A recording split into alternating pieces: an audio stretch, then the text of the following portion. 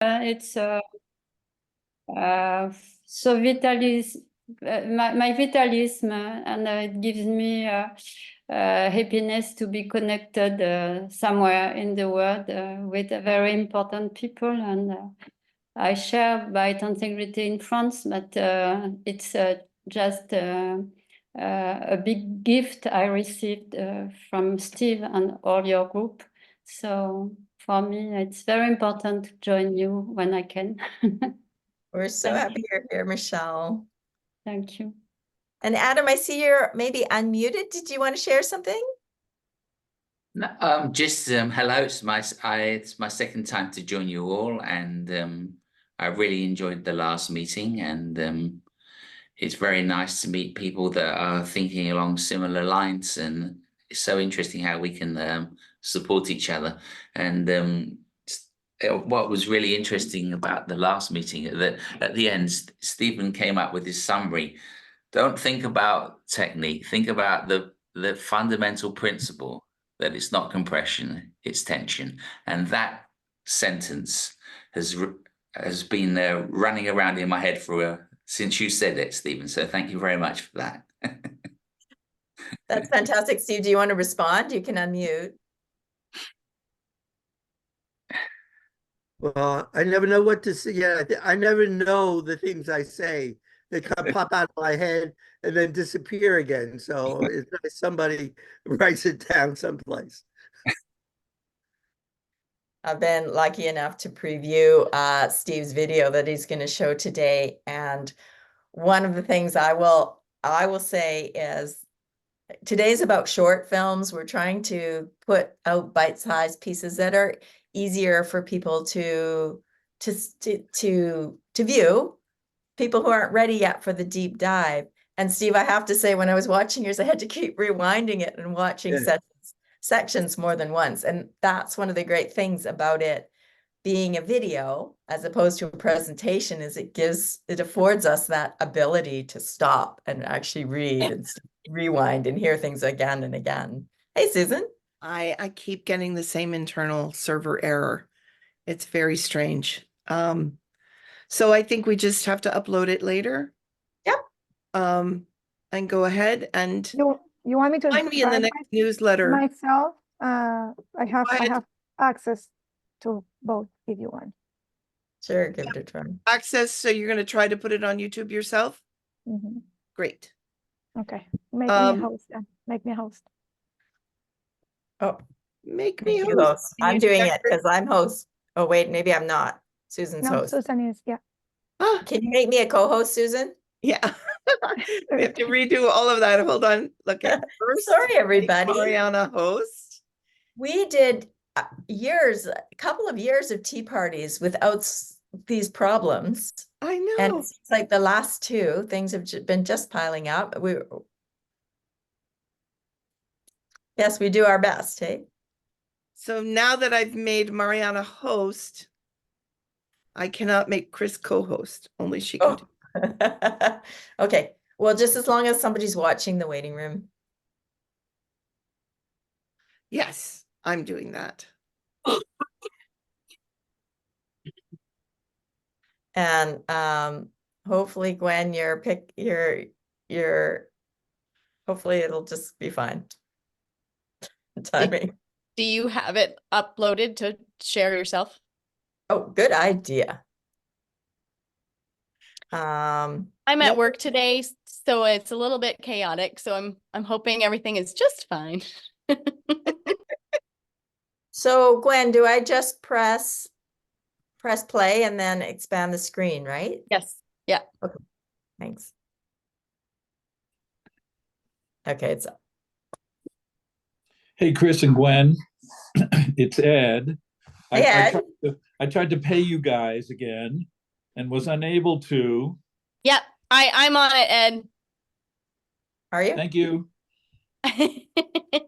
Ed, thank you for your generous donations. Oh, you're most welcome. It's a bargain at twice the price. Ed, I can always hop on Zoom and help you.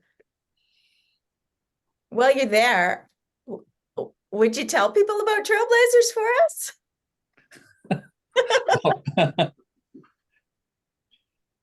Yeah, you meet what, twice a month? Well, pardon me? 2 or 3 times a month? Three Yeah, times a well, month. sure. Like, why do you come? What do you get out of coming to Trailblazers?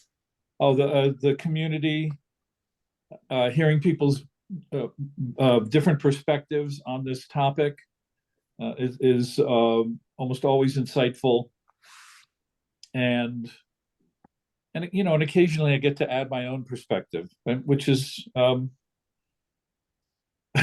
which is not, don't fall over, Gwen. It's okay. I mean, anyway, so yeah, that's why I come.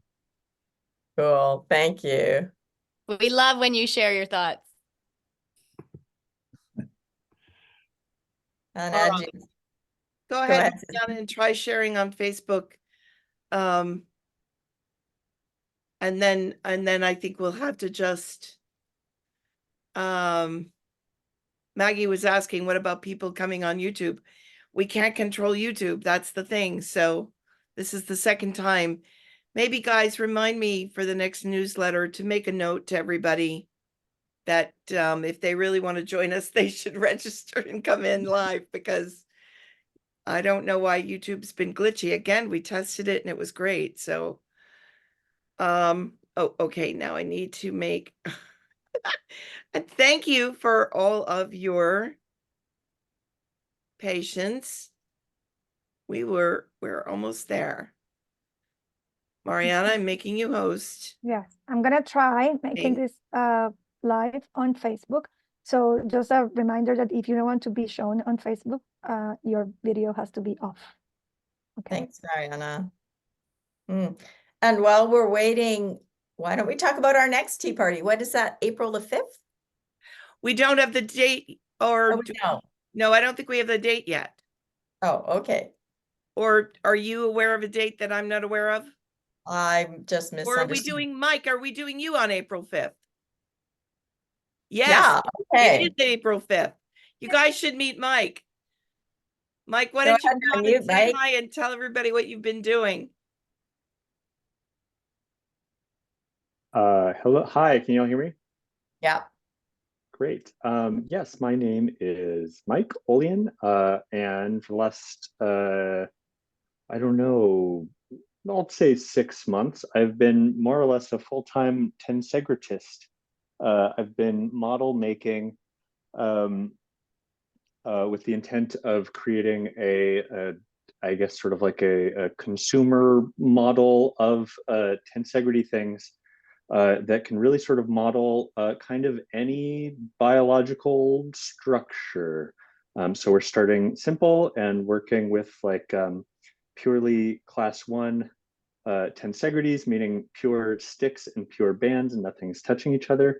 And my background is in puppetry, so I came to all of this in an attempt to try and make better moving puppets, as I'm sure most of the negative associations you have with creepy puppet movement is something that I have to deal with on a daily basis. So yeah, I found Tom Flemons's work and have been ripping him off ever since.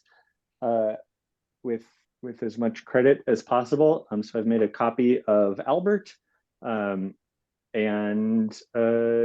yeah, I don't know. I've been going from there, and I'm actually really curious to hear people's sort of like desires in model making stuff. So if anybody, I don't know, just sort of wants to reach out, feel free to like stick your name in the chat or private message me, because I would love to hear what your dreams and hopes and desires are for tensegrity models that you can have in your practice and share with your clients. Cool. Oh, thank you. All right, I think we're going to have to start without YouTube, right, Mariana? Yeah, we're 20 minutes in. I think we should Yep. get going. Thank you All for your patience, everyone. I'm trying to make Mariana co-host. All right. Welcome everyone to the Biotensegrity Party. We are a group of people who are doing this as volunteers, part of volunteering for the Stephen M. Levin Biotensegrity Archive. We've been at it since March of 2020, and we have these periodic community meetings with presentations. Everybody who is wanting to improve their understanding of biotensegrity is welcome. And today we've got a couple of very special new presentations. We've got one coming from Chris, Morita, Clancy, and Gwen Cornish, who are the proprietresses of Embodied Biotensegrity, which I can really highly recommend. We have 3 meetings a month, and there's additional stuff as well, and it's really wonderful. Gwen, I don't know if you're up for doing, are you going to do the opening toast, Chris? Oh, I wasn't planning on it, but if you Well, would because like, Gwen was I going to do can. it, but I see she's not on camera right now, so Yeah, Gwen is at work, so I'm Yeah, think yeah, something okay. came up. Would you like me to, or would you like to yeah, invite? why don't you go ahead? And I'll just say that also then after, so we'll see that presentation, which is a very Sure. kind of fundamental, what is biotensegrity, kind of great presentation. I love it. Then we'll chat about that. We'll get your feedback. And then Steve's got a sort of more sophisticated, in some ways, deeper introduction to the paradigm shift of biotensegrity. That's a new presentation of his. We'll watch that, and then we'll get questions. We'll get to chat about that. And then whether or not there will be more surprises, well, we'll see where this goes. Over to you, Chris. Thank you, Susan, and welcome everyone to our Biotensegrity party. I guess it's kind of an anniversary session. Oh, there's Gwen. So Gwen, are you up to making a toast? Yes. All right. Okay, I'm going to pass it over to her. Phew. All right. Well, welcome everybody. So glad that we are all here together. It's been a while since I've been able to be here, so it's so lovely to be with this larger community. Cheers. Thanks, Gwen. Cheers.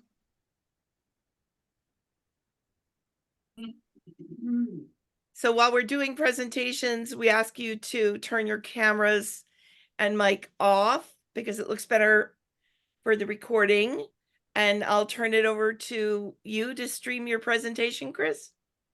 Okay, I think Gwen is going to stream it, and while she is doing so, I'll give you a brief introduction. Now, Gwen and I, we run Embodied Biotensegrity, and our main thing is a membership, the Trailblazers. But what we want to do is to fulfill our part in sharing biotensegrity with the world. And one of the things that we came across is that there's just nothing in that. There's no really short, bite-sized introductions to biotensegrity that are aimed at beginners, people who are, well, we have us, we're the geeks, we do deep dives. And yet one of the things that Gwen and I try and do is resource our members and everybody in the community so that you've got an easy way to share with your friends, your clients. And so we created this video, which is kind of fun, which embodies what Gwen and I are and who we are. How's it, pardon? Okay, so Gwen's just going to share that. And I just want to say before Gwen presses play there, that really what we were trying to do is find a way to help people get curious about biotensegrity so that they want to take that deep dive.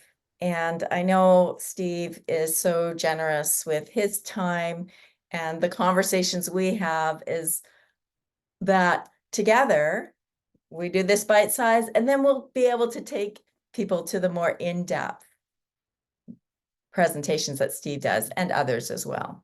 Okay.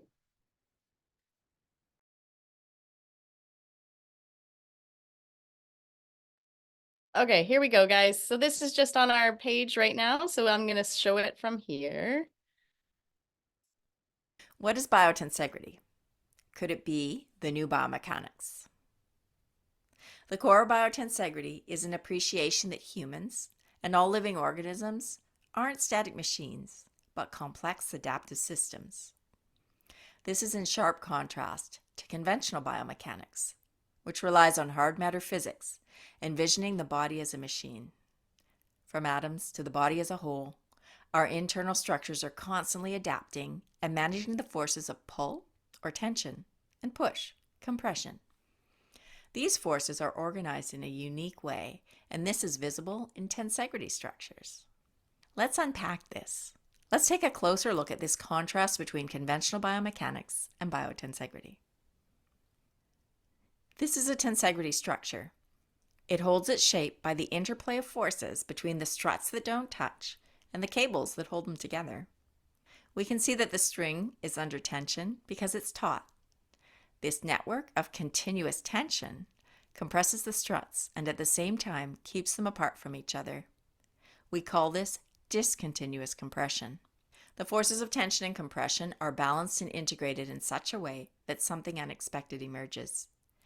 An efficient structure that's self-contained, self-stabilizing, and self-adapting. A tensegrity. What was once a pile of struts and strings now has shape and volume. It responds to load in surprising ways. You will find that it's strong, resilient, and it doesn't fall apart. It doesn't rely on gravity to hold its own form. This, on the other hand, is a compression structure. Each block pushes down on all those below it with the interplay of gravity and the equal and opposite ground reaction force, pushing the blocks together in continuous compression. It's only stable when aligned in gravity. Tilt it or move it too much, and you're fighting gravity. It'll likely fall apart. Apply too much of a load, and it's subject to buckling. We are living, breathing, moving beings. Unlike a compression tower, we can move, we can dance, we can do a cartwheel without falling apart. From conception through development, growth, and aging, we're constantly adapting and shaping ourselves, both moment to moment and over our lifetime. Machines require some other entity, something outside themselves, not just to turn them on and off, but to design, build, and maintain them. We were never parts put together like a machine. We are evolving, as is all of nature. Each of us is a whole being, a complex system of cells reproducing and organizing themselves into specialized tissues, organs, and systems, all under the tensegrity forces that we described earlier. If we tend to zero in on parts rather than focusing on the body as a whole system, we might end up thinking about all these parts as separate, giving some more importance than others. We create false hierarchies. What if there are no permanent top-down relationships within living organisms, nor in life? All things matter and influence each other at the same time, regardless of their perceived importance. This is heterarchy. One thing might emerge as important and then take a back seat in the next moment. So, could biotensegrity be the new biomechanics? We've found that it can help us understand not just how the body functions, but also how it feels. Shifting the lens through which we view living organisms has the potential to change everything. How would you move? How would you feel if you let go of the idea that you need to fight gravity? What if instead you notice the tensegral properties that you already embody? Things like efficiency. What would you discover if you shifted your focus from parts in a hierarchy to your whole body, where everything matters equally? Studying biotensegrity requires us to make a paradigm shift. We have found that when we come to understand it, the lens through which we see the world changes. We've changed the relationship that we have with ourselves, our bodies, each other, and in fact, all of nature. What do you think?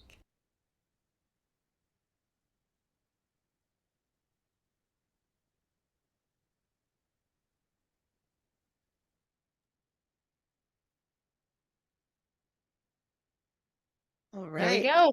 Great. So we've got yeah, we're getting applause. If you are willing to do a raise hands thing, that's probably the best way for us to keep track of who should be next in terms of comments. And so we're looking for feedback. What did you think? Go ahead, Bob. Good to see you, Bob. Outside on a beautiful day in Baltimore. Outside on a beautiful day in Baltimore.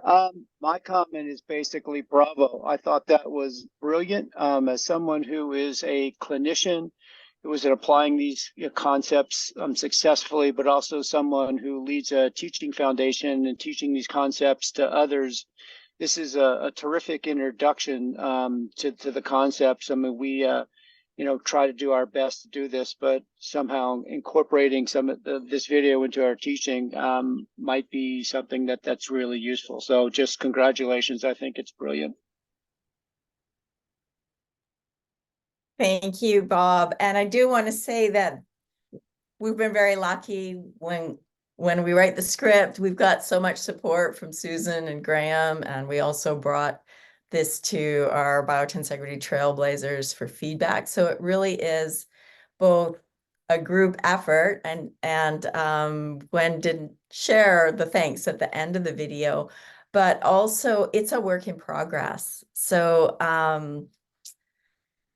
the feedback that we can get will incorporate into new additions as they come up. Gwen, do you want to say anything? Also, I want to just applaud Gwen for the animations, because Gwen, they're amazing, and they make the video what it is. So well done, Gwen, and thank you, Bob. Thank you, Chris. Very, very friendly.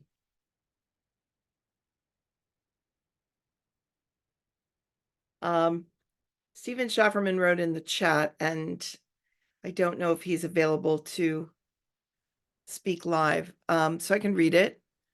Oh, go ahead, Steve. Thanks. Yeah, what I wrote is quite simply that I avoid the term biomechanics. And biomechanics is, as our Steve Levin discusses, based on the Italian models from the 1600s, Borelli, and standard anatomy is all derived from dissecting cadavers. And so I always refer to biotensegrity as the science of living structures, as distinct from cadaver-based or machine-based models.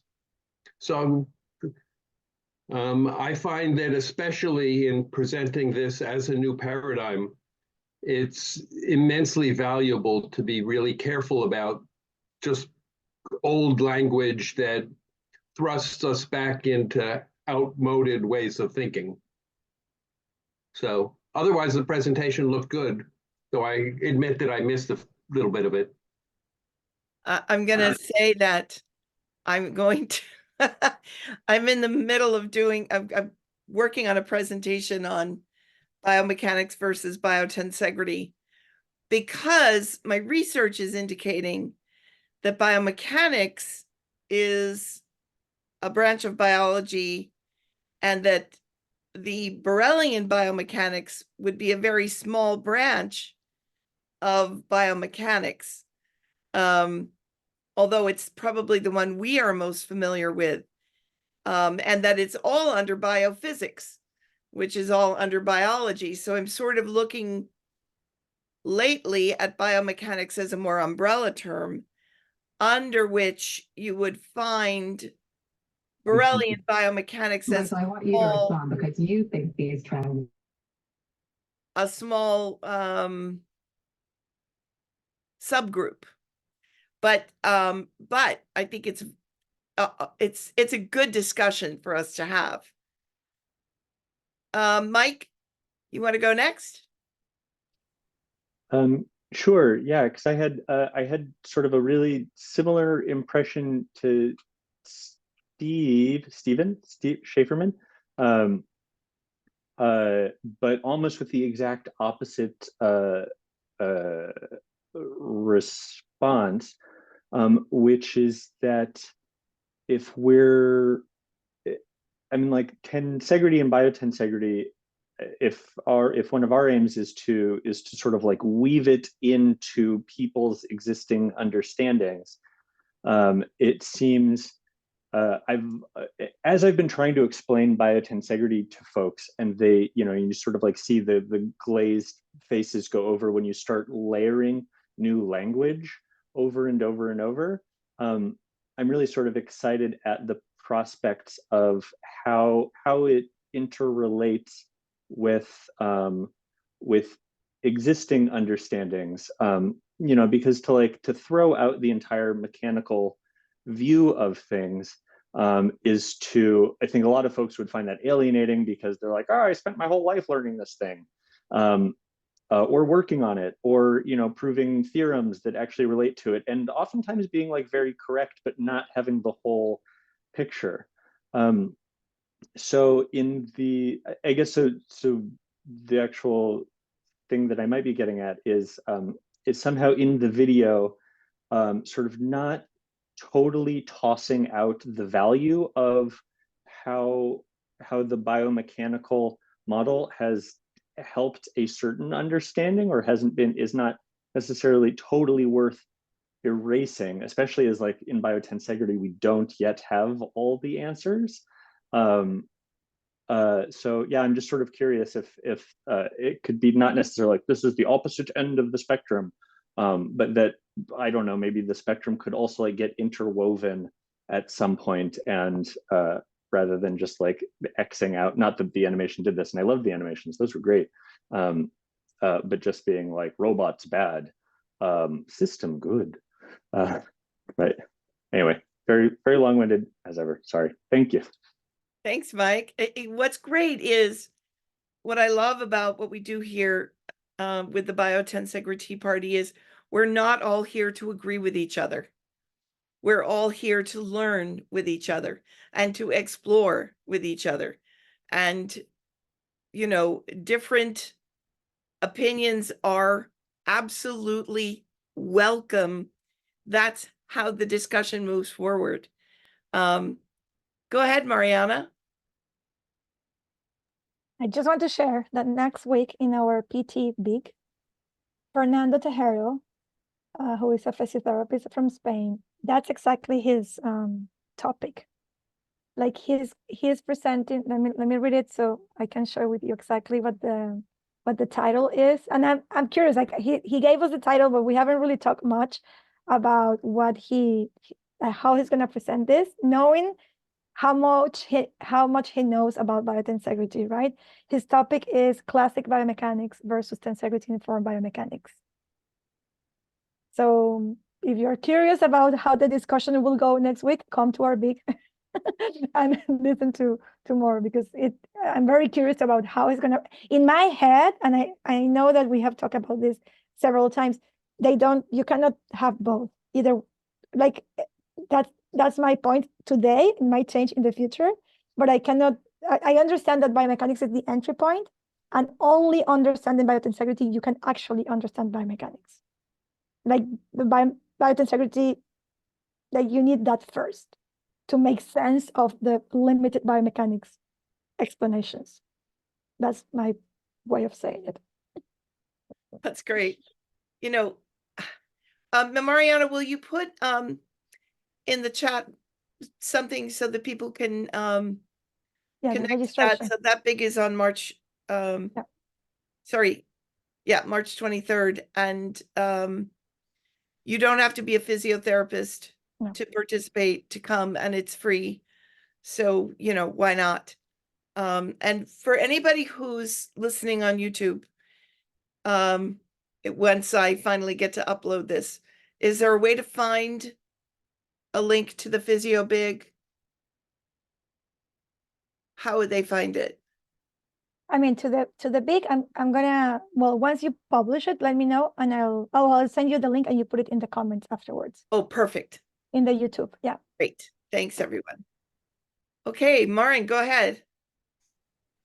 Yeah, I absolutely love that video, and the animations are so friendly, gives me a smile. And I agree that maybe this video would be better off in I'm not sure how to say that. This biotensegrity and biomechanics against each other. It's important to do that, to find out what is what. And I found it a nice solution to say, okay, all these data the biomechanists collect can only make sense with the paradigm of biotensegrity. So biotensegrity is the only way to make sense of all these data they have been collecting. That's what we have with the horses too. They are measuring and data, but nothing makes sense. And that's what biotensegrity is so important for. I think that's a really good point, Maren. And we're so glad you But on like the other hand, I was thinking about, first about the title, and I thought maybe it would be better without the biomechanics, but your comparison in that reel was so great that it's absolutely fine as it is. One of the things that the mandala I developed, when I developed it and started using it, one of the things that I had found before that was I was sharing all this information, but people didn't have anywhere to ground themselves. So by calling upon what they already understood, given our modern Western lens, what they had, I was teaching yoga, training yoga teachers at the time, given what they had learned in their teacher trainings, or even just out and about in the world or in school, I found that when they had this opportunity to sit back and identify what it is they believe, given our learning, that cultural lens, then it gave them somewhere to place this new knowledge. So it wasn't as floating around. So it seemed to help ground people. Yep. Great. Let's hear from Adam, and then I think maybe we'll move on to Steve's presentation if there aren't any more comments beyond Adam's. Go ahead, Adam. I thought it was a really interesting video, and the graphics were very important. And I think about why I searched out biomechanics. It was because there was questions came up in my practice that I couldn't answer in a linear fashion. Adam, do you mean yes. why you sought out biotensegrity?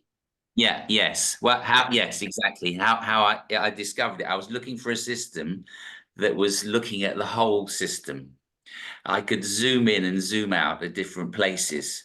And however zoomed in or zoomed out I could still reference the whole system.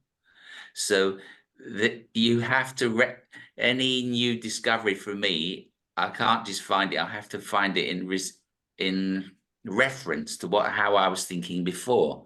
So a question comes up: how do I move this way and not feel blocked? Or how can I push my foot into the floor and feel it in my hand? So there has to be a reference, which biomechanics can't explain that, and this does. So it's not one is better than the other. It's like, if you want to look at the world in this way, this is a good way to do it. And I thought that came out in the video quite clearly. Thank you. And I just love what Mary Rothwell's written. Biomechanics is the start. Biotensegrity is biomechanics coming alive. Where is Mary? Don't see her.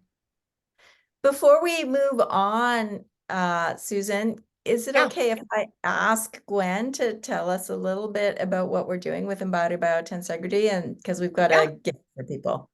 Oh, right, because you've got something where people can jump in for free for a little while. Is that Yeah. right? Yeah, absolutely. So our platform is Embodied Biotensegrity. Chris, you can put the link in there if you want. And that's where you're going to find the video. So if anybody does want to use it as a resource for whatever you're doing, that's why we did it. So it's going to be on the site available for you to share. But we also have a membership platform called Trailblazers where we do these kind of conversations 3 times a month, where we have a book club, we have movement mentors, and we have just a community call where we get together and chat about biotensegrity and geek out together. And Carol and Ed and a bunch of people on this call are Mike is a member, and we all get together and geek out. So but in saying that, we wanted to just be, with the release of this video, offer a free month of joining. So if you would like to join us for a month and see what we're all about, we are more than welcome to do that. And Chris is going to put the link to that guest thing in the chat as well. Right. And Gwen, I just want to share that Susan's almost always there, and Graham is often there. Steve comes sometime too, but our next book club is the paper that you guys have recently written. Graham headed it Moving Beyond Vesalius. And so that's happening in April, over that month time. All right. All right. I'm going to share screen, and we're going to do Steve's presentation. I'm going to turn off my video.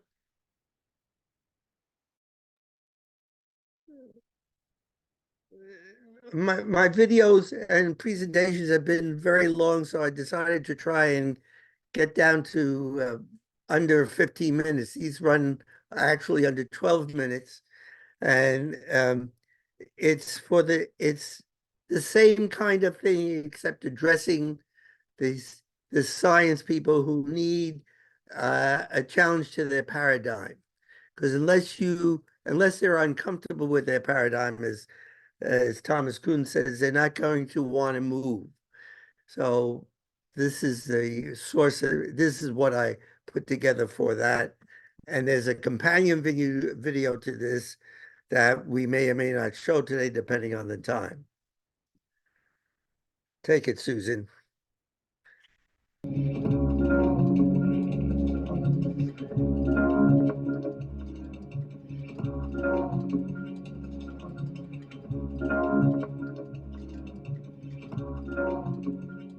Once you have a theory, you want to test it. And to test it, you look for the exceptions to the rule. Paradigms are theories that now are sort of beyond question. But I chose to question the paradigm surrounding the 350-year-old machine model of biomechanics. On this talk, we will focus mostly on muscle mechanics, but there's more to be said about bone, cartilage, and the various other fascias. Let's start with agonists and antagonists. Quadriceps and hamstrings are antagonistic to each other, right? Now put one hand on your anterior thigh and your other hand on your posterior thigh and stand up. It should be obvious to everyone that the hamstrings and quadriceps contract simultaneously. Muscles co-contract and work in parallel. This is a well-known phenomena known as Lombard's paradox. This was described in 1903, and it really isn't difficult to show that this is the norm rather than the unusual. When working synergistically, muscles work as closed kinematic chains. These are 4 or more links connected by hinges that work in conjunction with each other as the familiar pantograph. And a clear example of this is the cruciate ligaments of the knee. Note the connecting links remain isometric. They do not shorten or lengthen. Just look around a bit and those closed kinematic chains are ubiquitous. Here is a video from the antibody of modeling system, and you can see that the so-called agonist and antagonist muscles co-contract. I will freeze frame it for you.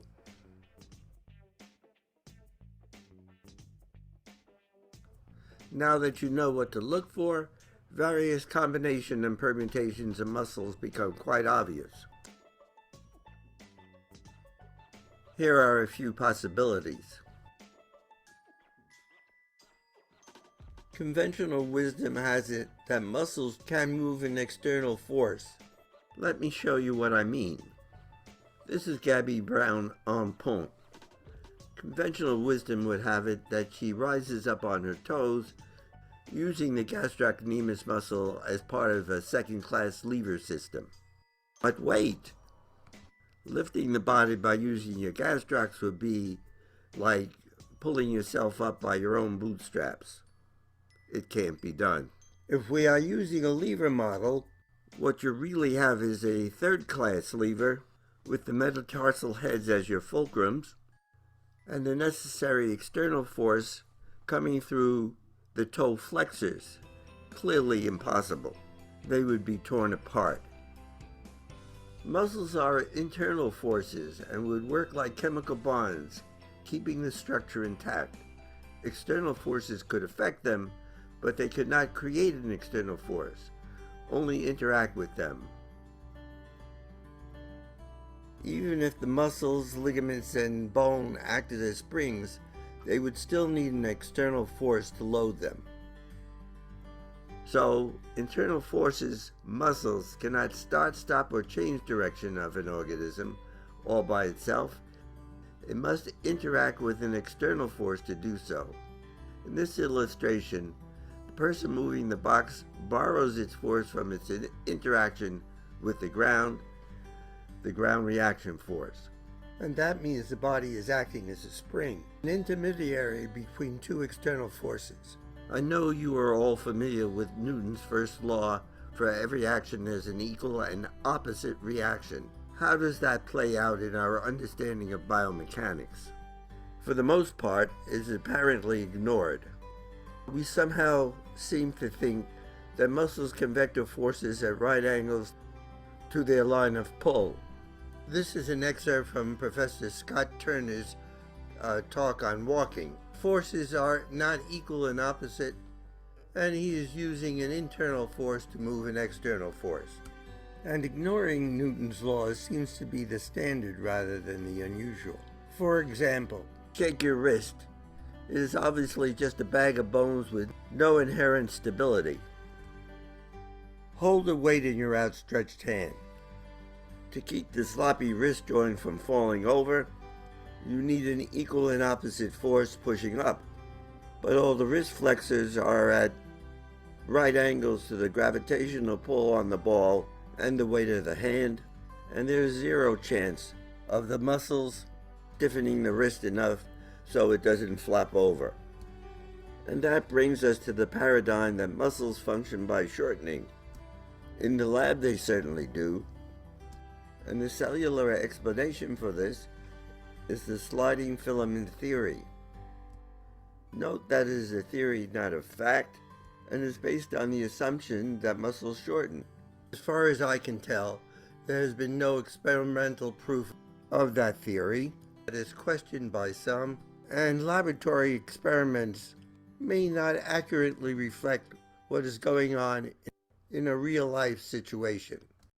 So let's test this live and in person. Grab something in your hand that's hard, like a glass of water, and squeeze. You just performed an isometric contraction of your muscles. There was no shortening. What you did note was a bulking up and stiffening of the muscles. Note that the so-called flexors and extensors were working in parallel. And the muscles underwent a phase change, going from soft and mushy to hard and springy. This is a phenomenon known as auxetic, and we'll leave that for another discussion. We have raised some questions that clearly challenge the usual lever model. Is there a way out of this dilemma? there is by changing paradigms. A wise biomechanics person once told me that you can't pull a rug out from people without giving them a floor to stand on. So let's step back a bit and compare models. A useful model for standard biomechanics is the wagon wheel. It started out as a solid disc some 5,000 years ago. About 4,000 years ago, some clever person figured out that if you made the rim and spokes stiff enough, you could hollow it out a bit and make it a bit lighter. The Chinese, Egyptian, and Roman chariots all had a rigid spoke wheel, making them much lighter than the solid disc wheel. But it remained a continuous compression structure with the compressive load vaulting from one spoke to the other. It seems to be a perfect metaphor for walking. Less than 200 years ago, George Cayley reinvents the wheel, the first significant design change in 3,000 years, and using a radically different and unique concept.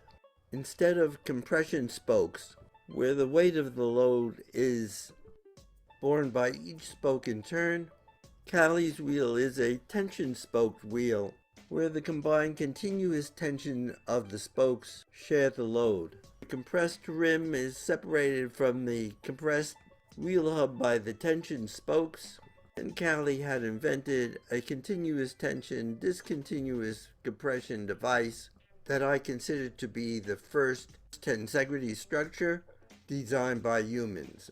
The bicycle wheel is much lighter and uses considerably less material than a compression strut wheel. About 100 years later, Kenneth Nelson volumized the somewhat squashed continuous tension, discontinuous compression structure of the bicycle wheel, bringing it to its full three-dimensional depth. Buckminster Fuller then appropriated the structure and concept into his thinking, renamed it tensegrity, and delved into its complexities most thoroughly in his book Synergetics, which is no longer in print but available online. In 1975, I had the thought that Mother Nature started using tensegrity some 4 billion years before Cayley even thought of it. And that was the start of the science of biotensegrity.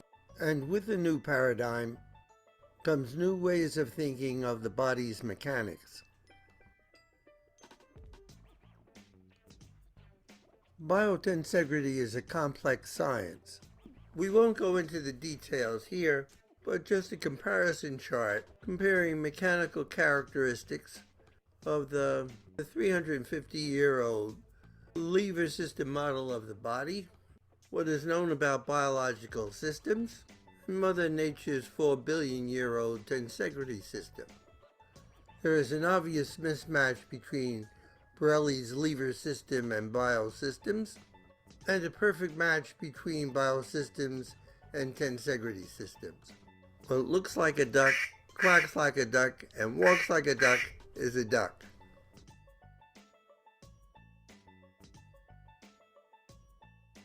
So we have pulled the rug out from what has been the conventional lever system and offered a solid floor upon which to stand.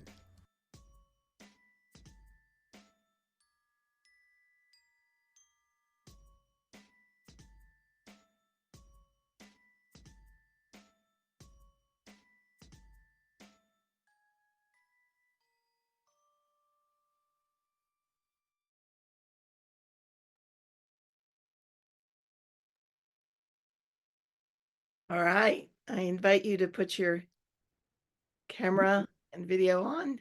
Can't get my camera on.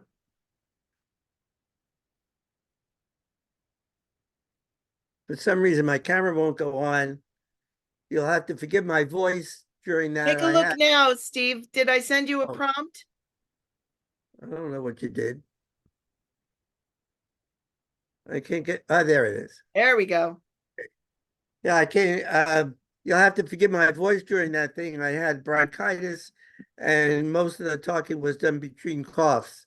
So, and it all changed. So that's why the voice was up and down and still is. It doesn't, I haven't cleared that out yet. I love it. Well, yeah, we're looking for thoughts, feedback, responses. Once again, if you want to go ahead and raise hands, just makes it easier for us to kind of keep track of who's next. But it's always a treat for me. I've seen it several times now in its different incarnations, and I think I still get something out of it. And this statement of yours that George Cayley made the first tensegrity is rather radical, my friend. Yes, it is. But it's true. I mean, it's clearly true.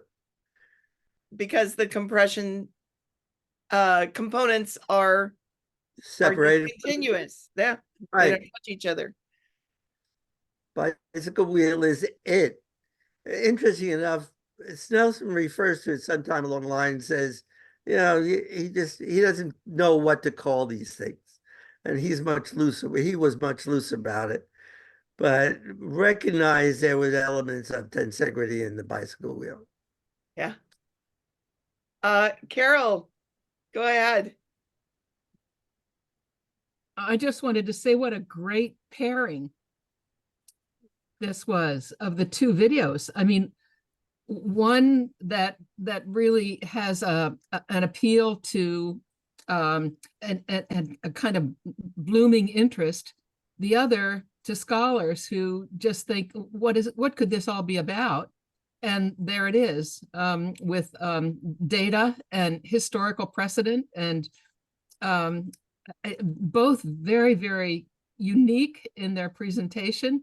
And the illustrations are really quite compelling. I mean, it's very, very exciting. Well done, Steve, and well done, Chris and Gwen. You know, that was my thought when I made it.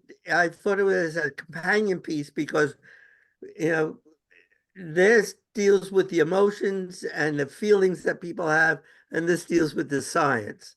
And I thought that really together they work well. And picking the different parts of, like, physical therapists as a group tend to ignore the science because they get their hands on it. They learn the science, but then tend to ignore it in their practice. And this puts the two together. Right. Good point. But they'll be very adamant about not giving up that science that they don't refer to very much. Right. Michelle, I see that you've got yourself unmuted and you've got camera on. Did you want to say something? I'm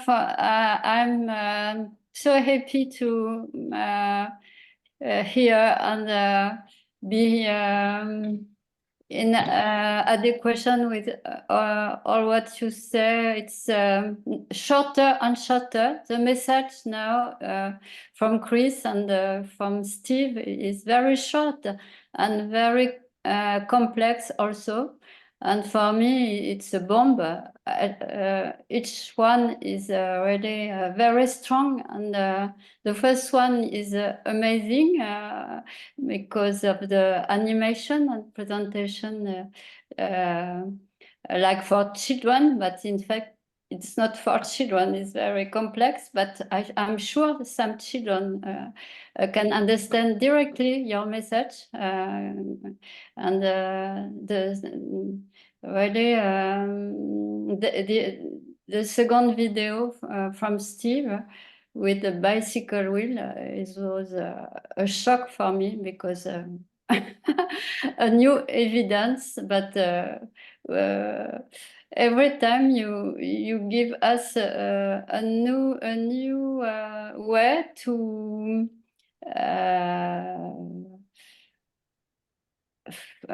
feel how biotensegrity is complex and simple, and it's really a system science. It's more than anatomy, more than biomechanics, but it's that also. And it's something always in evolution. It's life. Thank you very much. It's great. Thank you, Michelle. Thank you. I don't see any other hands up.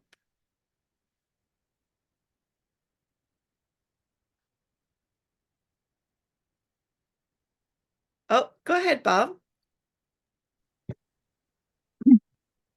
I thought that Steve's video was just amazing how you can get so much information into 12 minutes. I mean, covering history, covering all the basic science, scientific processes that explain things. So the ability to explain all that, you know, just the only person who can do that is someone who's a master of the material. So congratulations. That's a video you're going to have to watch over and over again to pull out all the material in just a 12-minute video. So well done. Thank you. Thanks, Bob. Susan, go ahead. I agree with the last two people. I will need to watch that many times and will look forward to being able to watch it. Is that on Steve Levin's website? I mean, is there access to it? Because, you know, certain concepts I got and other concepts I go, okay, I have to stop and think about it and study it and understand it and maybe look up some things. But I loved it for its potential for me to understand what Steve is talking about in many cases. Yes, it's up on my website now. Well, it's up on your, is it on your YouTube channel, Steve? Yes, it's on my YouTube channel. Okay, great. Yeah, look for Steve's YouTube channel. And then, okay. As you may know, we've been having trouble getting onto YouTube Live, but after I've got the recording up from today, I will post it to the Biotensegrity Archive YouTube channel as well. Thanks, Susan. Go ahead, Graham. Yes, thanks, Steve. I only caught the last couple of minutes, but if this is the same thing you sent me earlier, I watched it earlier in the day. I was really chuffed about the internal external forces thing, which we've been debating for so many times. That's the bone one. We haven't shown that one yet. Okay. No, this was the one I said. This is an older one. All right. I thought it was what I still say. This is great. No, we haven't shown that yet. All right. But now that you've said that, Graham, maybe we'll have to. Stephen Schafferman, go ahead, because that's another short one, Steve. It's only about 10 minutes. Yeah, right. It's 10 minutes. Yeah, I especially appreciated the way you laid it out with the history. And the mention of Edgar Cayley inventing the bicycle wheel and then taking it forward to Snelson and Bucky and yourself. So you did a nice piece of really prodding the mechanistic thinkers to say, hey, remember Newton? Remember the basic science that you learned at one point but seemed to be ignoring? So nicely done. Thank you. All right. Well, you want to show the second one? Go ahead. Because I'm going to go ahead and do it now that we've let that cat out of the bag. So right, it's a companion piece to this one. Yeah. So go ahead and if you turn your camera off and mute yourself, I think it looks better on YouTube, as I will do now.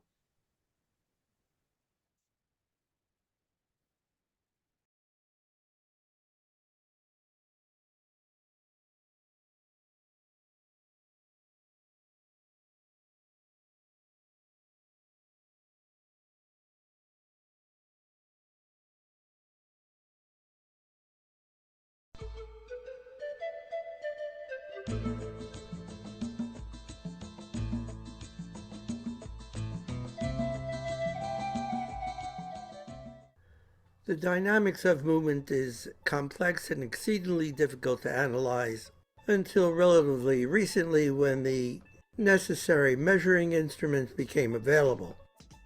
The birth of the science can be rightly attributed to Muybridge, who in the 1890s made this remarkable series of photographic plates that would allow for the analysis of movement by the fraction of a second.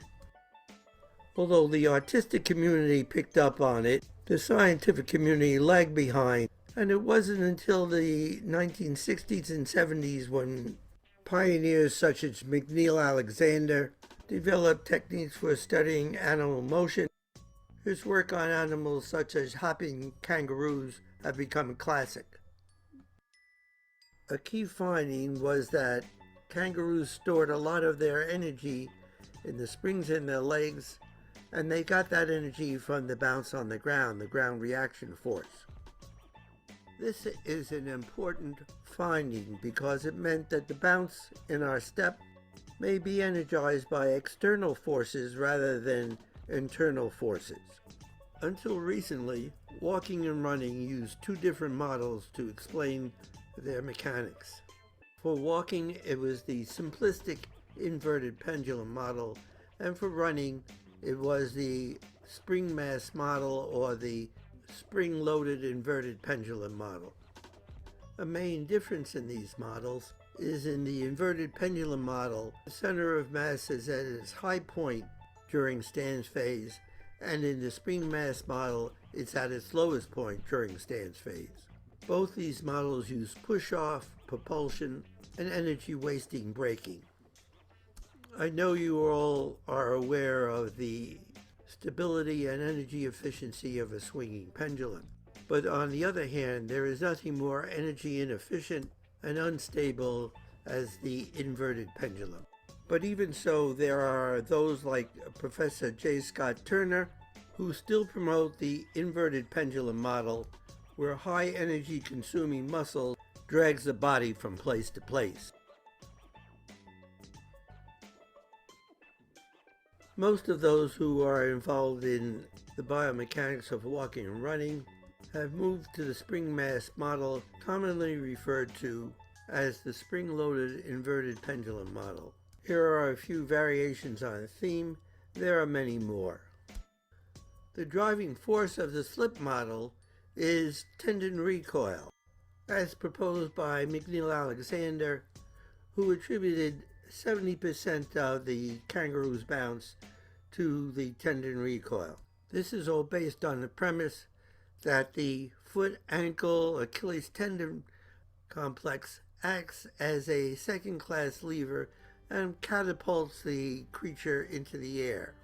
Here are a few examples of what's in the literature on this. This idea is summarized in Roberts and Azizi's article, showing some variations on a theme. Let's go over that again. In this model, the Achilles tendon stores energy that it gets from the ground reaction force. It then contracts and uses the foot as a lever to catapult the creature into the air. There was just about universal agreement with this model, with only one dissension, but of course his opinion trumps them all. Muscles are tension springs and internal structures that can produce internal forces, but can only act as an intermediary between external forces. A ball lying on the ground will not move anywhere until an external force moves it. Without their interaction with the ground, neither could the ball handler. And up in space, where there is no ground reaction force, muscles alone would get the astronaut nowhere.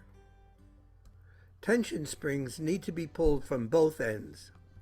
If the external force gravity is pulling down, then we need a second external force that is even greater to accelerate us into the air. To lift us into the air, the Achilles tendon has to pull on something. It can't just bootstrap us. The understanding that the body is an assemblage of interconnected springs dates back to Carnot's work in 1803.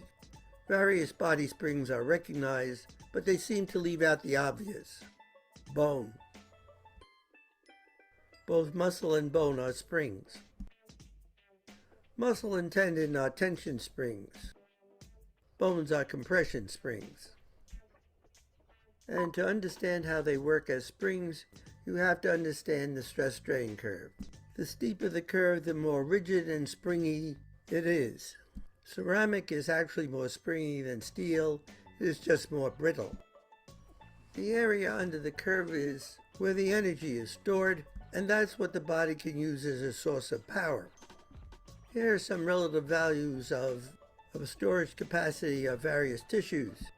Pay attention to the area under the curve, and you can see that bone is way up there, tendons and ligaments are further down on the scale, and cartilage is an embarrassment. Let's just do that again.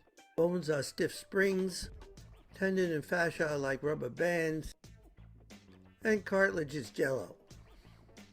For tendons to store enough energy to move the body, they would have to be as stretchable as plastic man. Bones are stiff springs that can store a lot of energy and release it when useful. As compression springs, you could bounce on them like a pogo stick. And bones get even more springy when running. As depicted here in the journal Science, bones were made for walking. They are compression springs that would load with every step. But the loading mechanism is not what you would expect. It seems perfectly logical to think of them as end loading, and that is exactly how they have always been tested. The gravitational force coming through the center of mass bear down on the articular cartilage on the superior pole of the bone, and the ground reaction force would apply an equal and opposite force coming from the ground up. But we know that cartilage is jelly, with poor elasticity, brittle, and poor energy storage capacity. You can be sure Mother Nature has another way of handling this. Instead of loading bone from its ends, we might think of the muscle and fascia attachments along the shaft of the bone, the tension of the soft tissue creating compression in the bone. You want proof? I'll give you proof. An incision or cut into any soft tissue in the body will create a gaping wound where the tissues pull apart, but break a bone and the two ends overlap. Bones are under compression, but not just by body weight. Muscle and fascia clearly play a role. Even under deep anesthesia at surgery, it may still take a lot of tugging to get the bones to line up. And then you need some rigid device to keep the whole mess from collapsing. Traction was a common method for treating long bone fractures. You just add weights to the traction device until the bones line up. As these procedures are done with the patient recumbent, heavily sedated or under anesthesia, it is not muscle splinting or gravity creating the overlap, but what has been referred to as resting muscle tension. That means that the traction force equals the resting muscle force. So we now know there is a measurable resting muscle force. So we have looked at the inverted pendulum model and found it wanting. Why would anyone think it could possibly work? Models based on the inverted pendulum run contrary to the second law of thermodynamics, which, as my friend Serge Grekovetsky points out, is inconsistent with the principles of evolution. He also reminds us that muscles are gas guzzlers and animals must minimize their use, and to top it off, shear is the enemy and to be avoided. In this proposed model, walking or running are simple compression springs that oscillate up and down, much like dribbling a basketball or hopping on a pogo stick. Impart a little forward motion to it, and it works for walking and running. And that gets us to the tensegrity model, which are organized springs operating in parallel as depicted in this Ingberg model. If understanding movement is our goal, then we have to understand that the springs in our body empower the center of mass. Everything moves out from there. And to appreciate that, all you have to do is watch Simone Biles' vault.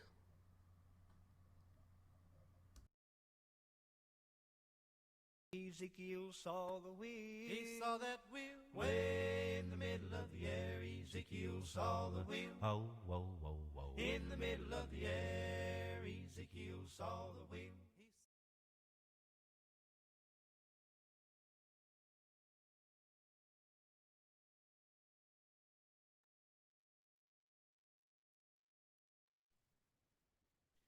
Wow. All right, Graham, this is what you were talking about before. Right. You want to jump in? I said it was that because well, I've struggled over it for so many times. We've talked about internal, external forces because of the reasoning, but you're doing it a different way, and I can get it now. Hopefully, I can. Yeah, this idea that all along we've been doing this thing where we increase the traction, we increase the traction, we increase the traction, and now boom, the bone lines up again. That this measuring, that can be interpreted as a measure of those internal forces on the bone that you're now balancing out or negating in order, through traction. This is amazing, Steve. How'd you come up with it? Well, you have to understand that in orthopedics, this method of treatment was very common. It's no longer because it's too expensive to keep people in the hospital in traction, and it's financially beneficial for the surgeon. To the surgeon, it's financially beneficial for him to operate. So that's what they do. But I must have done 100, 200 of these kind of things over the course of my orthopedic career, and I never really looked at it that way, but that's what happens. And somehow or other, while I was putting this video together, it just struck me that that's what was happening. Interesting enough, when I was 12 years old, I had a fractured femur and was put in one of these traction devices. And I'll also tell you that the standard that we used in those days was that for a fractured midshaft femur, it was something between 15 and 20% of body weight. So you actually could, gauge how much tension it was in. And you have to, now we never did it, but I can assure you, if you put EMGs on these muscles, they would be electrically silent. There's no electrical activity that's doing it. This is the tension that's within the fascial system. What's called the resting muscle tone. Right, the resting muscle tone.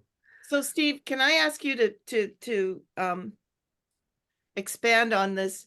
Are you saying that if somebody breaks a bone and it's got that overlap, it used to be the case that they would put you in traction until the bones lined up and then they'd wait for the bone to heal? But exactly. now instead they're going in surgically? Yeah. So now it's surgically. So they're doing invasive through the skin, opening you up stuff that perhaps isn't necessary, except it's more expensive because of the hospital stay. Yeah, well, the hospital stay has other issues. You're in bed for several weeks sometimes, and you got a pin through your bone, and so it's not a benign procedure in itself. So people get in the hospital and they lie in bed that long, they get a pulmonary embolism. So there are risks involved in that form of treatment too. But yes, that was often the treatment we used instead of surgery, because we didn't have good plating things. The plate that you saw on this video actually has a sliding mechanism in it, because compression is important to have the bone reform.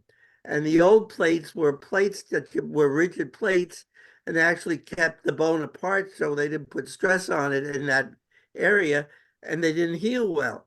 And it took a long time. Now they have these sliding plates kind of thing, or sliding mechanisms that allow the bone to compress, which stimulates healing, which goes back to Wolff's Law on the subject. There was an older technique called rush pin technique, where you slide pins through the medullary canal of the bone to hold it in place and things like that. So there were other techniques that were amenable to that. But yeah, that's true. Chris, I know you're next. Let me just, so too much traction, the bones don't touch, and so they won't heal. Right? You need compression. Not enough traction, and the bones are going to overlap and they won't heal properly. Right. So you need to get just the exact amount. How is that done surgically without traction? Well, no, you have to put traction on when you do surgically in order to separate the bones to get them lined up in those. So And first you get interesting enough, inside and then you put the traction on the bone itself mechanically. yeah, you put traction on the bone to get them lined up and then you plate them. Interesting enough, the biggest problem is to get that bone lined up. And what the surgeon does is constantly complain to the anesthesiologist to get the patient more relaxed. And you end up curarizing the patient and completely paralyzing them, which the anesthesiology hates because they have to then breathe for these people because you paralyze their whole breathing mechanism. But in order to get enough muscle relaxation, sometimes you have to really completely paralyze them with curare. Wow, that's an interesting trade-off. Go ahead. Yeah. I just wanted to say, hang on here. I just wanted to say, Steve, that the images that you have of the bone and the tension coming from all directions were very impactful for me. And it made me realize that even after all of this study, I have been kind of falling back into having the forces go along the axial line. And I think it's partly too, I mean, if I'm thinking of this structure, then I think of the forces going along the axial line. But expanding it out, of course, that's just too narrow focus. So it'll be interesting to see what my next walk feels like. That's great. Before we go on, hold on, Bob. Mary Rothwell, Steve is asking if you can explain plating. Well, plating, you put a metal plate on, you put screws into the bone. Along the, I used to have one right here. I don't have it, but you just separate the bone. You know, they're overlapping. So you pull them apart one way or another, and then you put a metal plate across that part, and you put screws into the bone to mechanically splint it. And as I said, in the old days, we used to use solid plates, and they held the bone in place, but delayed healing because there wasn't enough compression across it. Usually what happens is the screws gave a little bit and bent, and eventually you got enough compression. It was also had to do with weight bearing. A fellow named Sarmiento started doing a casting, pardon me, and would have them bang on, walk on it, which worked. And of course, the casting they do now has nothing to do with how we used to do it. We used to do mold plastic casts, and you'd have a 3-point kind of thing that would keep things rigid. Now they just do this kind of thing, and it doesn't do anything except, but when you do this kind of thing, you're actually putting tension on the system, and you try to keep it in line. So that whole concept has been lost now about how to put a cast on. Nobody knows how to put a cast on anymore. That is a great discussion for another day. Hey, right. All right. Go ahead, Bob. Well, that kind of thing that led into my question is like, okay, we've had all these discussions about what happens in a normal situation between the tension and compression between the bones and the fascia and muscles. But what happens when there's metal there now? That was my question, is how does that change the forces throughout the system from a materials perspective? Right. Well, that's it. In the old days when they had these rigid bar plates, then it actually delayed healing. But there's usually the body's working hard enough to do things to develop a callus. It's interesting. The healing process is really interesting when you go back into it in bone, because the first thing you do is you get a fibrous callus around this structure, the bone.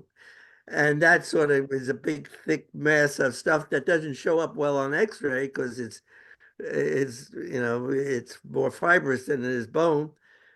But actually, it heals. It holds pretty well. And if you get a good cast on at that point, you can put a lot of stress on the whole thing, and it works fine, and actually stimulates healing.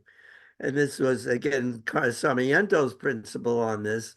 Pound those bones and they heal faster. But besides the healing aspect, I mean, after the plate is in place and stays there, does it act in conjunction with the bone as a compression strut, or does it just is it inert, or it eventually just loses its meaning? Essentially, the bone takes over. Great, thank you. Yeah. All right. Any other questions? We don't have any hands up right now. Michelle, did you want to say something? I know that you've got your camera on. I can't tell whether that's because you're. I'm like Chris. I always exploring inside my body the new proposal and new concept of the bone. So now. There is a floating compression, and now it's a spring inside the bones, and so tomorrow I will see how I walk because I will try to mix this two perception coming from your model. Floating compression is really nice, and for me it's something now embodied from, and springy walk should be interesting. Look, visual. I like to visualize bone like the most important springs in the body. For me, it's very near the reality. Thank you, Steve. That's great. All right. Final thoughts, final questions.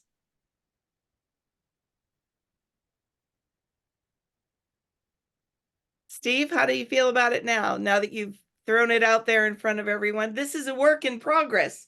I don't know. I guess you did say that at the beginning. We have to understand that this is that nobody's ever talked about this before, as far as I know. Nobody's ever been able to prove any internal forces. You can measure internal pressure, so you can tell the eyeball pressure and lung pressure and blood pressure and bladder pressure. So you can measure pressures, which are omnidirectional. But nobody's been able to measure forces in the body, which are directional. So we've never really understood how muscles work. And they still don't understand how muscles work until you put them in context with this model that I'm now presenting. So that if you put those two videos together, it essentially, you have to stop talking about this muscle does that. And understand that, if you want to get any bounce in your system, it's the bones that you're bouncing. And that's why people with, distance runners tend to be long and thin people. Horses and gazelles and most animals that do a lot of running have thin bones in their limbs because they're springs. And they don't need to bulk them up. They need to get those springs working. So it's the springiness in the bones that keep us going. And of course, in the tensegrity model, all the springs working together so that you focus on the center of mass, and then those direct out from that center of mass. Steve, can I jump in for a minute? May I share the links to these videos on your YouTube in the chat? Sure. Thanks. Yeah, I put them on my thing. So, and you may use these freely. And I think that both these videos deserve people to, and since they're short, you can use them as sort of an intro and then discuss around them. Steve, the bouncing bones that we just showed, you just made last minute changes this morning. Right. Is Oh it yeah, up? yeah. No, I did it So- yesterday, last night. So they're up okay. there. So it's They're in already on that. your YouTube channel. Yeah. Great. Great. All right. I love that we have free access to all of this. For anybody who's watching who's new, this is all part of the Stephen M. Levin Biotensegrity Archive, which is a nonprofit here in the United States. We are supported by your kind, generous donations, for which we are always grateful. And we try to deliver quality, reliable, useful information to anyone globally who's interested in exploring the concept of biotensegrity. I think we're going to wind up now, and maybe Graham, you could give the closing toast. Yes, thank you. Thank you, Susan. I arrived late to the show, but I have seen these videos just recently, and they're so good. They're so short and sweet, but just packed full of information. It takes time to absorb, but I shall look forward to looking at them again. So if you select your cup or glass of your favorite tipple, we'll propose a toast to the Biotensegrity Tea Party, and hope to see many more similar videos in the near future. Cheers all. Cheers. And next on April 5th, when Mike Oleon will be presenting his adventures with learning about tensegrity by trying to recreate a lot of the work of Tom Flemons. He's been working with Dorothea Blostein in that effort, and with the blessings of the family of Tom Flemons, it's really amazing. So thanks, everyone.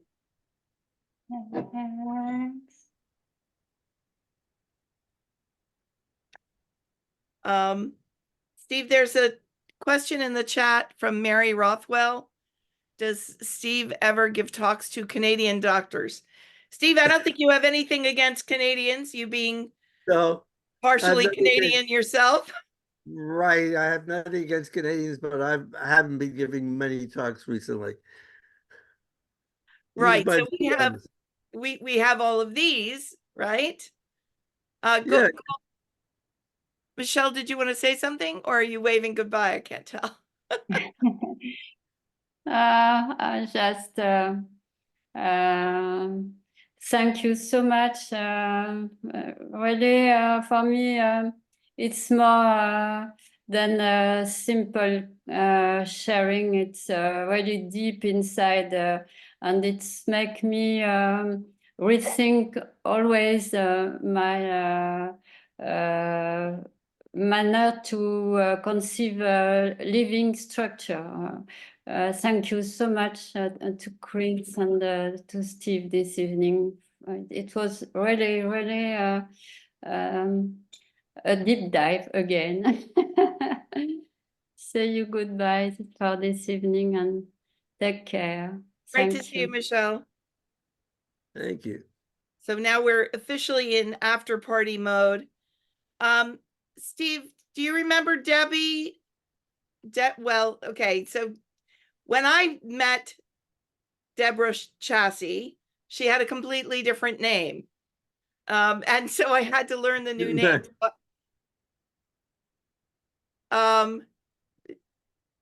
Debbie, you want to unmute? Hello. And what was your previous, I think it was a married name that you dropped? Right, Hickman. Hickman. Steve, you remember Debbie Hickman? Yes, I remember. Now Deborah Chassis. Right. Yeah, that was it was great listening to the several different presentations. I really liked them. I can't wait to get my hands into the bouncing bones more. Of course, doing matrix repatterning and dealing a lot with bones, that really intrigued me quite a bit. And then today I invited a colleague of mine, so she and I co-host a podcast together. So Solange Ross was on from New York City. And so that was really great for her to hear it too. Her first exposure to biotensegrity. And that's the Franklin Method Fellowship podcast that you're doing. Yeah. Right. Yeah, I'll put it in the link here. Sure, So that's great. it's on Podbean. So let me put this here for you. Yeah, so basically Franklin Method Fellowship, basically what it is using imagery and movement to make changes in your body. And so we're presenting it in a very simple way so that it can reach everybody in the world. And already we have people from the Netherlands that have joined in, and Germany, and people that are interested in this type of movement. And we just launched it about 3 months ago. So we're really happy. We're doing a lot of marketing right now, and we're really happy with how it's going.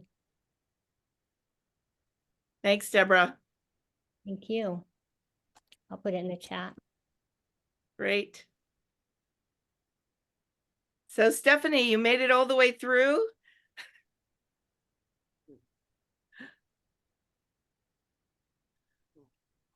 Anyone can. Hi. We sort of do a little after party chat, so anyone can unmute and talk. Yeah, thank you very much, Susan. This was my second Biotensegrity tea party. I really enjoyed it. And I think today the topic of bouncy bones really resonated with me and my work here in New Zealand. So I work with, I guess, a new system and concept to locate and release surprise impact injuries that stop the bones from springing. And it's been developed here in New Zealand from a martial arts perspective, along with the wisdom of horsemanship. And everything you said, Stephen, about the bones being the stiff springs of the body and how they can store and release energy makes so much sense with what I do. And it really helps me to understand how to explain it, because we don't have the science to back up what we do, but I can locate those places on the bones that had a surprise impact injury, and I can release it. And everything we do has to do with surprise. And I'm very curious to hear from anyone about how surprise can change the way the bone and the compression springs react. And it has to do with the physiology of surprise and how surprise forces the body and mind in a state of confusion, a state of chaos. And yes, that's what I wanted to share, and how much I appreciated this presentation today. It added a lot of value to my understanding and work. So thank you very much. Thank you. Thank you. Marianne, I wonder if you have a thought on that idea of surprise. Where does the surprise come from? Is part of it because of the ideas we have from continuous compression machine models of the body, that where certain conceptual doors of possibility get closed before they even get opened? Mariana, you must have had a surprise or two. I was thinking more into the surprise factor is more like that's your immediate response that you don't really have to process too much. It's what comes first, and I believe that's where the best organization happens. I don't know if that's what I thought. I'm still processing what she said, and I said interesting. But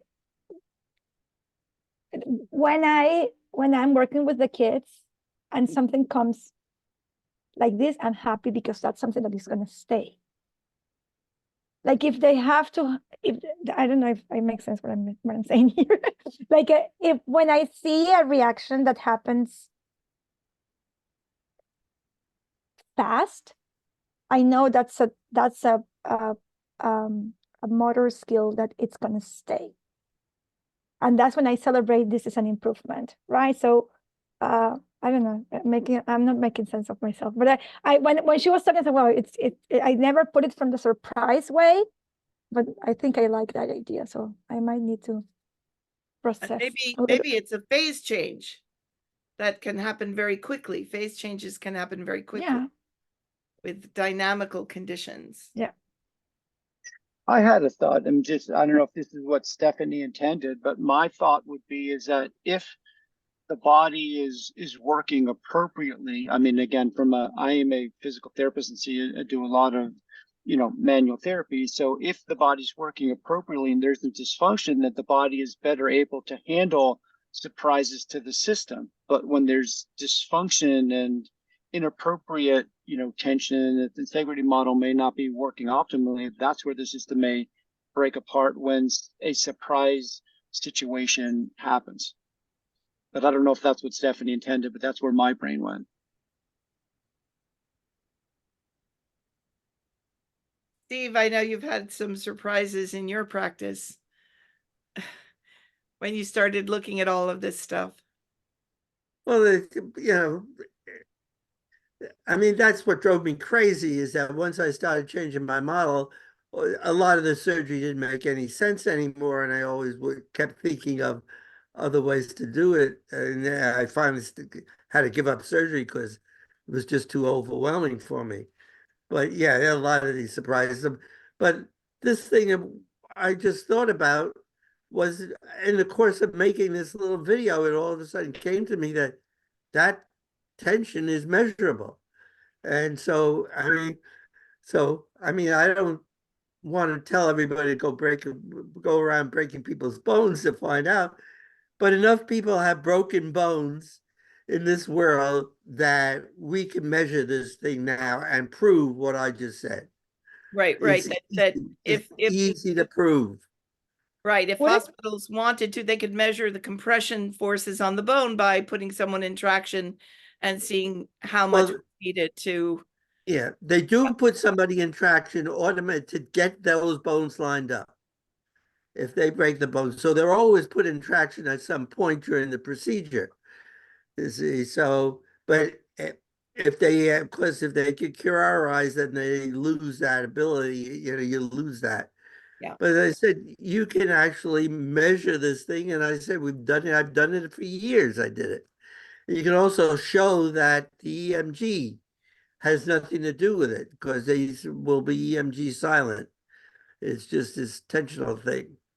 And yeah, I just want to, one of the first splints on this was actually done by a non-surgeon guy, a bone setter in England called the name of Thomas, who devised the Thomas splint, which is still in use, an emergency thing when somebody has a broken hip or leg, they put him in a Thomas splint. So it's, I mean, that goes back, God, I don't know, probably 1800s, 1800s somewhere, early 1800s, I would think, maybe even before that. 1916. No, Thomas is before that, I'm sure. Okay. Thomas actually goes back, he's as I said, he was a English bone setter. He wasn't a surgeon or a physician. Yeah. I'm wondering, when I was having fun back in the orthopedics hospital in Venezuela, that I was allowed to be in the surgical rooms. two things they never made sense to me until I understood biotensegrity. I mean, one didn't, and the second one is just coming now. One is they always had to, when the surgeons were doing the surgery with these kids with cerebral palsy, they had to put like a tape. I don't know the right names of this. Okay, it's like a tape to tense the skin so they could open the skin with scalpel. Okay. Scalpel. Yeah. And that to me, and I have also seen other surgeries with other type of kids, like that were not neurologically compromised, that they would just go through the skin, and the way the skin opened is like the CP kids, that skin was not pre-stressed. That's okay. fascinating. Okay. Absolutely. And then, so now I understand why, because of what I understand about biotensegrity and how it applies to these kids, right? But the second thing that just came to me is once a doctor, because this is a teaching hospital, right? So he is telling whatever the resident there that he said something like, it's, you don't, when they're doing the osteotomy, that, oh, this is a cracker, just go through it. That was the expression. So I'm wondering if that pre-stress system is, I'm linking this to what you said about measuring the tension within the bone. I don't know. I'm just curious now. If that whole lack of pre-stress is going to change the way the bone respond to the cell. I don't know. So absolutely. If there is not pre-stress, Wolff's law is that bone develops on this, by stress. And in fact, that is true in all tissues, that tendons become tendons because they're under tension. As such. That, for instance, if you rupture your Achilles tendon and don't tear the sheath, the Achilles tendon will heal itself. It'll reform. You don't have to do surgery on it. They're stopping doing surgery on it. And I found that out very early in my career. It's not necessary to do surgery on a ruptured Achilles tendon. Ruptured biceps tendons do the same. They reattach themselves. So those forces that develop these structures stay within the body and recreate the body. Just give them a chance. So bones, bones in kids that are bent out of shape reshape themselves. You don't have to be a perfect carpenter as an orthopedic surgeon. It's a good line. All right. Well, thank you, everyone. It's good to see everyone. Been a delight. I think we'll sign off. See you in a couple of weeks. Bye all. Bye-bye. Steve, I noticed you have a Salt Spring Island shirt on. Oh, wait. It's bird droppings from Salt Spring Island.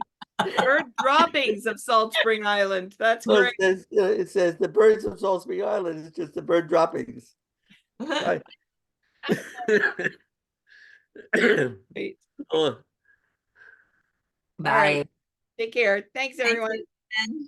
Susan, one question quickly. Yes, ma'am. Nice to see you, Mariana. Yeah, finally could make it. Well, you're still recording. I'm not sure if you want to record this. Okay, let's see. Hold on. Or someone is still recording. I don't know. It's me.